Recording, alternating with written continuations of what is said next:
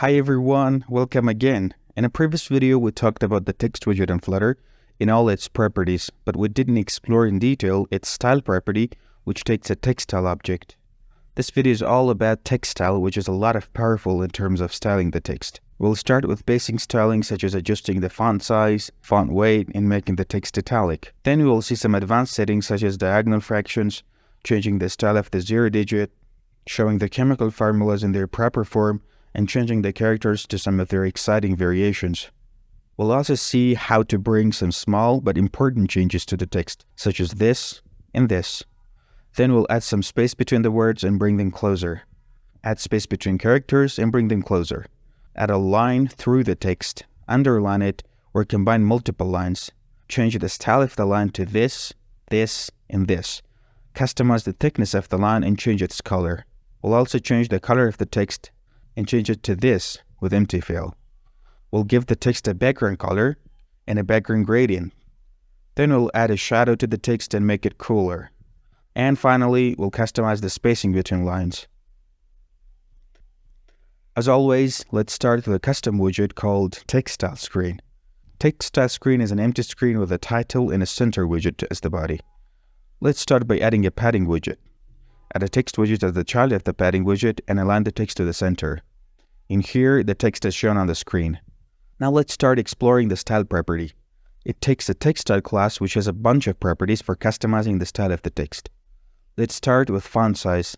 It takes a double and is used to make the text smaller or bigger. Font weight is used to make the text thin or thicker. It accepts one of the following enums. For example, W900 will make the text as thicker as possible. Let's see how the bold looks like. Font style makes the text either italic or normal. Font family is used to choose the font family for the text. In Android devices, it is Roboto by default. Font features is used to define multiple typographic features for the text, if the current font family supports these features. Typographic features provide multiple variants for a character. For example, a zero with or without a slash. Font features takes a list of font feature instances. Font feature class, in its turn, takes a feature string, which is a 4-character tag that specifies the feature, and an integer value, which usually takes 1 for enabling and 0 for disabling the feature. You can find these font feature tags by going to this link. The link will be available in the comments section.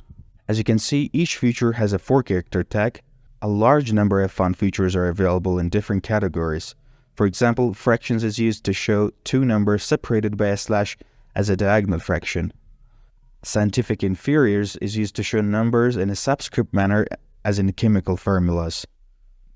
Let's add a fraction feature to our text to see how it works. Copy the feature tag and paste it instead of the feature string. The value parameter is by default set to 1, which means the feature is enabled.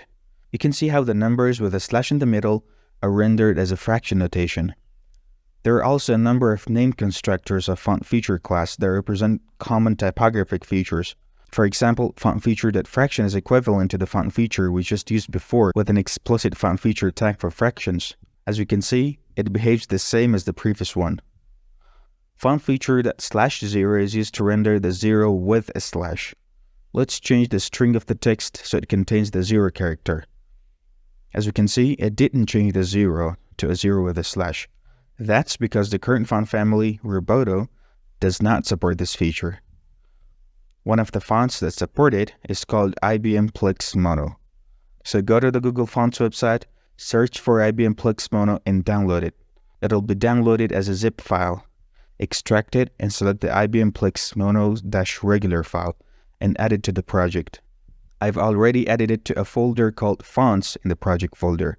To access the font, add it to the popspec.yaml file under the Fonts category by giving it a name, which will be used by the fontFamily property of the TextStyle class, and providing the path to the font file. Copy the family name and paste it instead of the fontFamily property. Let's see how this font family shows the 0 character without the /0 feature. And now with the feature enabled, we can see how it is changed to a /0. Let's see how the scientific inferiors feature work. For that, first add a string containing some chemical formulas. Without the feature enabled, all the string is shown normally, but when the feature is enabled, the chemical formulas will be rendered with the numbers subscripted. So far, the named constructors for the fontFeature class didn't have any parameter because these fontFeature have two states, enabled or disabled. So declaring the fontFeature would enable the feature and omitting it would disable it. Let's see a feature with multiple values, and that is fontFeature.notational forms. This feature is supported by the Gothic A1 font. We can pass a value to the name constructor, which range from 0 to 7. To use this feature, first add the Gothic A1 font to the project and pubspec.yaml file, and then change the font family to Gothic A1. Let's change the string to a simple string. Passing the 0 will disable the feature, thus showing the string normally. Passing 1 will add some spacing between the characters. Passing 2 will surround the alphabet with parentheses and make the digits subscripted. Passing 3 will render the characters with a circle. You can play around with other values. fontVariations is used to add a list of, font variation instances to the text. There are two types of font files. Static fonts that have separate file for every font variation. For example, normal, medium, bold, and italic versions of the font have different files, while variant fonts have one single file, but the attributes can be customized programmatically in Flutter through the fontVariations property of the TextStyle class. Let's start by adding a font variation. Font variation takes two properties: access, a 4-character string that represents an attribute of the font, and its value. First, let's find a variable font. Go to this URL, which will be available in the comment section. It shows all the variable Google fonts with the access they support. You can also read about the access. For example, the weight attribute is used for the thickness of the font, which can range from 1 to 1000. Its default value is 400, and its value can be adjusted by 1, which gives granular control over choosing the font weight, compared to static fonts which provide a limited number of font weights.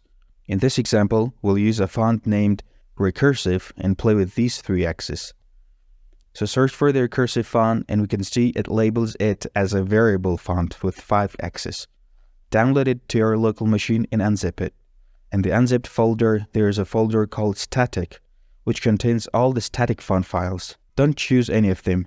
Instead, use the variable font file.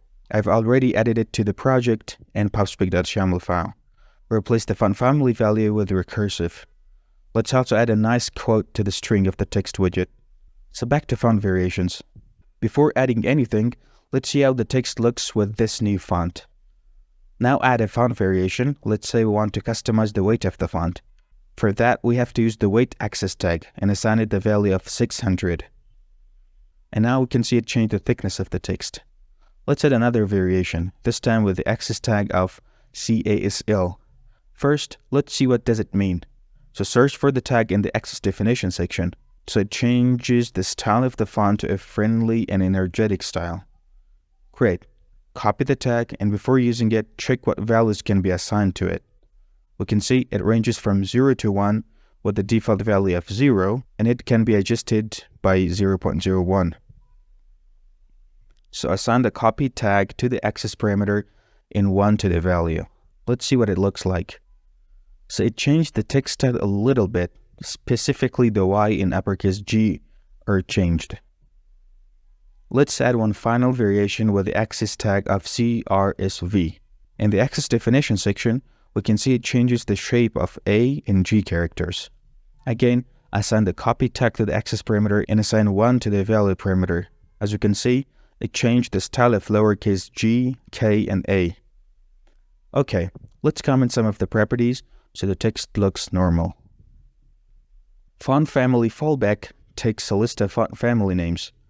When a character in the text string is not supported by the current font family, then it will be looked for in the fontFamilyFallback list. If it is not found in the list too, then the default platform font will be used.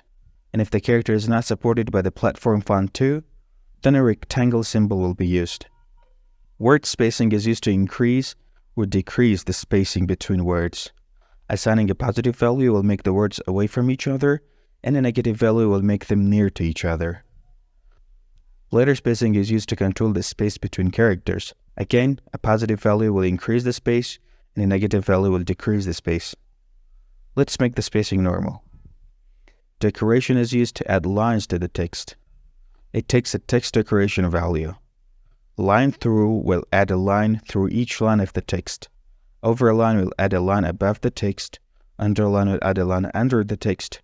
And if you want to use multiple decorations at the same time, then use the combine constructor and add a list of text decorations. For example, we want to add the overline and underline decorations together.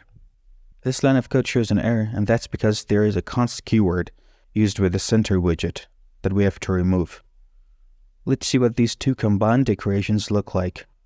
So it added one line above and one under each text line. Let's just keep the underline for now. Decoration style is used to customize the line drawn by the decoration property. It can be dashed, dotted, double, which draws two lines, solid, which is default, and wavy. Decoration thickness controls the thickness of the line drawn by the decoration property. Decoration color is used to change the color of the decoration line. Color is used to change the color of the text itself. Foreground is used to decorate the text. It takes a paint object. As you can see, it caused an error, and that's because the color and the foreground properties cannot be used at the same time. The color of the text can also be specified through the foreground property. So let's add the color to the paint object using the dart cascade operator. As you can see, it behaves the same as the color property. We can further customize the text foreground. For example, change the style to stroke instead of filled, so only the border of characters is painted. Let's comment the foreground property for now. Background color property is used to change the background color of the text. Background is equivalent to the foreground property, but is used to customize the text background. Let's comment the background color property because it cannot be used with the background at the same time. As you can see, it changed the background color to black. We can add color to the background as we did in the foreground property. But let's say we want to add a gradient to the background. For that, add the shader property and assign it a linear gradient with two colors, blue and green. Call the createShader method on the linear gradient to change it to a shader. As you can see, it added a nice gradient to the text background. Let's comment the background property so everything looks normal. Overflow is the same as the overflow property of the text widget itself. It controls the way the text is rendered when it exceeds the bounds. This property is explained in the previous video about the text widget, and you can watch it from the link at the top of the video. The shadows property is used to add a list of shadows to the text. A box shadow object can be used to add a shadow. As you can see, it didn't change anything around the text, and that's because the shadow is added just under the text itself. Use the offset property of the box shadow object, which takes an X and Y value. This will move the shadow by these values. As you can see, the shadow is moved to the bottom right of the text, but it looks sharp, not exactly like a shadow. Add a blur radius to make the shadow blur, and now it looks cooler. Let's comment the shadow to remove it for now. And let's uncomment the background property to see how the next property works. The height property is used to add a height to each line of the text.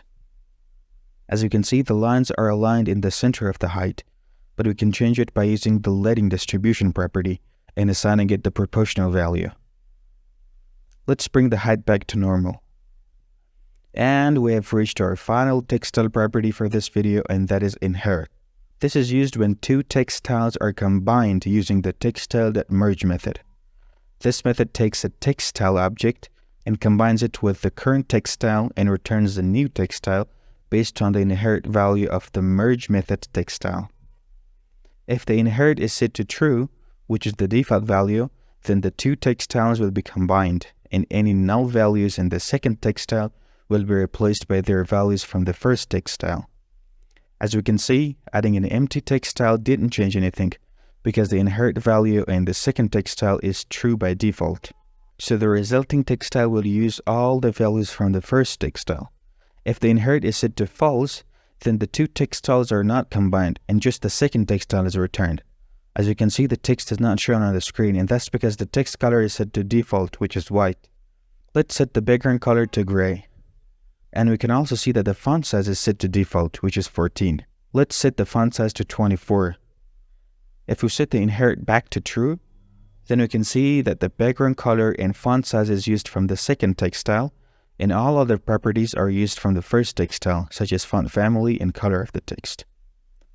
And that was all about the text style class in Flutter. I hope you enjoyed it, and please let me know in the comment section what concept was clear to you by watching this video. And as always, thanks for watching, and see you soon.